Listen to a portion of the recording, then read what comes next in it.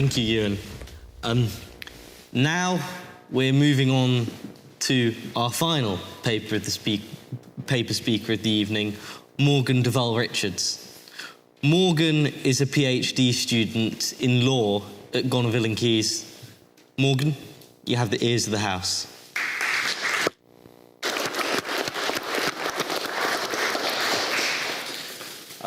You were also supposed to mention presidency of the Metal and Punk Society, Nick, which you should all join. Also, I've sat on my speech, but we'll try and get through it. Look, satire in the 2020s is not revolutionary. It's dull, it's overplayed, and frankly, it's a tool of repression as often as revolution. It's a good rule of thumb that good satire is hard to distinguish from sincere belief. It's hard to spot.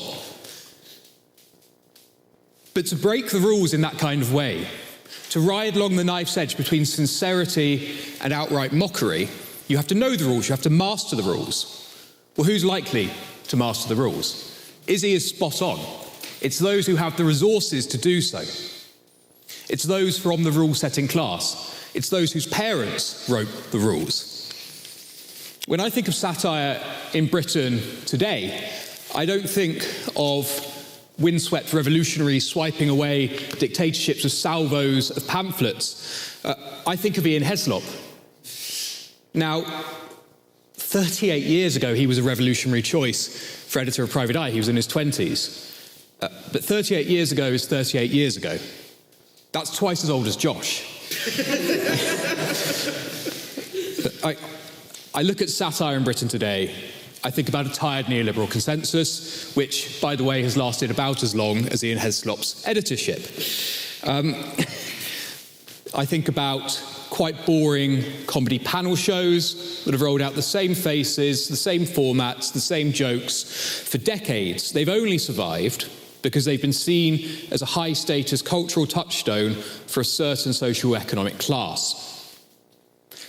Satire has become the art form of the centrist dad, the art form of the Facebook reel shared into the family WhatsApp with just a few too many emojis.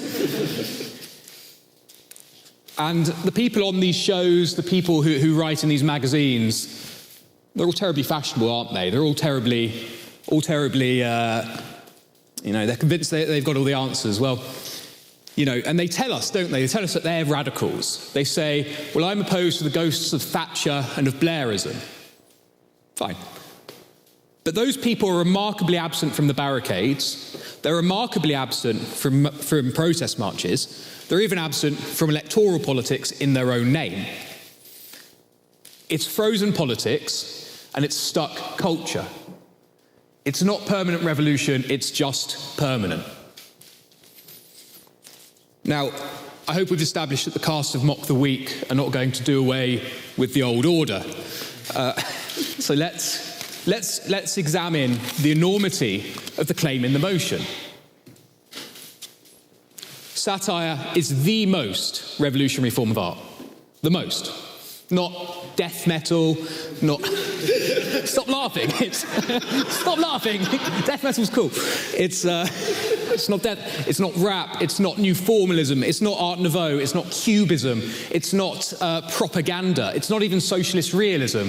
It's satire on a Friday night in front of your TV watching Mock the Week, apparently. Not only is it not the most revolutionary form of art, it's not even the most revolutionary form of humour. Now, I don't know whether anybody here could give a comprehensive definition of satire, and that wasn't an invitation, by the way. But when Northrop Frye said that it's militant irony, I think he was pretty close to the truth. Now, I think that comedy, which isn't dripped in irony, isn't soaked in irony, can be really revolutionary. And maybe it doesn't leave you with the same taste of intellectual superiority in your mouth, and maybe it's not as popular at Television House, but it can be truly revolutionary. Charlie Chaplin, one of the greats, founding father of practical comedy, at least on film. It seems, doesn't it, that a man who makes toilet jokes and sincere political speeches in favour of freedom and democracy and peace in a film about Hitler, it couldn't possibly be revolutionary, could it? Because we all agree that war is bad and fascists are bad. Ewan. I'm joking. We all agree that war's bad and fascism's bad. And yet, it was that sincere slapstick comedian who, when he was visiting the UK, was denied re-entry to the US. After 40 years of calling it home, millions of dollars made, millions of dollars paid in taxes. So why is it that the funny little man, the slapstick comedian, was seen as such a great threat to the Republic of America that he was exiled? Not the newspaper satirists, not the self-impressed sort of waspy elite. It was Charlie Chaplin. I think that says something about how slapstick can be revolutionary. And plain, blunt humour, just jokes, no irony, that can be revolutionary too. Now, this show's largely been forgotten, but in the late 70s, early 80s, there was a show called Butterflies. It's a show about a housewife, and it's a show about a housewife who, due to society's expectations at the time, was denied what she calls something more. She wanted other things in life. She was underappreciated by her family, her husband was inattentive, and she knew that she'd been subject to a great injustice. Now, I can't tell you a statistic or give you a graph or an article to look up that tells you that that's a revolutionary piece of art that changed this country. But I can tell you that that series is very important for the women in my family. And that's the generation of women who didn't have the choices that quite rightly they have today. But that's also the generation like my mother who, just at the cusp, they were making the choice. Do I want to be a housewife or do I want to look at university? And for both of those generations of women, Butterflies was a really important show. My mum talks about it all the time, repeats all the jokes. Now, we've looked at the good in plain, blunt comedy and in slapstick. I think it is important to talk about the bad in satire. Now, some people, satirists, will tell you that satire is speaking truth to power. Some people define satire in that way. I don't think so.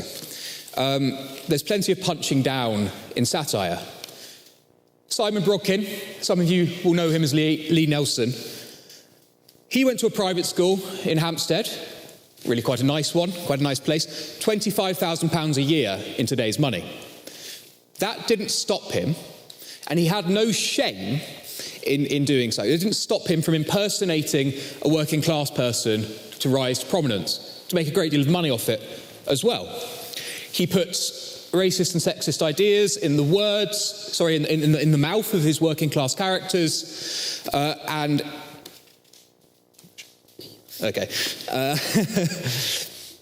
But this is a man who was a doctor for 6 years. He would have seen vulnerable people at their absolute lowest, some of the lowest times of their life, perhaps even towards the end of their life. He still made fun of them for money. There's nothing revolutionary about that. Harry Enfield, education, 30 grand a year. Some of you will know about the Loads of Money sketch. Essentially, it's this horrendous caricature of working class people who, God forbid, make some money. He puts on this extreme, nasty caricature of a working class accent. And again, he puts racist and sexist ideas in the mouth of his working class targets. Now, perhaps it upsets me a little bit more because, like Loads of Money, he was never given a name. My granddad was a plasterer. But he was being mocked for the unforgivable. The one thing that the rule-setting class can never forgive a working class person, and that's to earn nearly as much money as them. There is nothing revolutionary about that satire. And now, more recently, those of you who spend a bit too much time on Twitter have probably seen this, but you have this slew of publications, and essentially they are these pretty hateful magazines, and there's prize money. You know, these aren't sort of done in a bedroom. They will offer thousands of pounds for satire, which is extremist in its meaning, and extremist in its meaning, the most sexist and racist articles you could possibly read. Serious money. And that's all funded, funnily enough, by the steroid industry, if you believe it. The money comes from sort of people who want to push steroids to the far-right bodybuilding community, if you can call it that. If you want to see the future of satire, it isn't private eye, it isn't spitting image, it's cash flush magazines paying people to produce hate. I hope that I've persuaded some of you that satire is not an unmitigated good.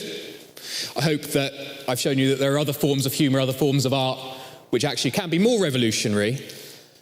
And I hope that the magnitude of the claim in the motion, that it's the most revolutionary form of art, looks a little weaker now. There are more revolutionary forms of art, more revolutionary forms of humour. Frankly, I've seen more revolutionary baked potatoes than the so-called art form of satire. Please vote against the motion.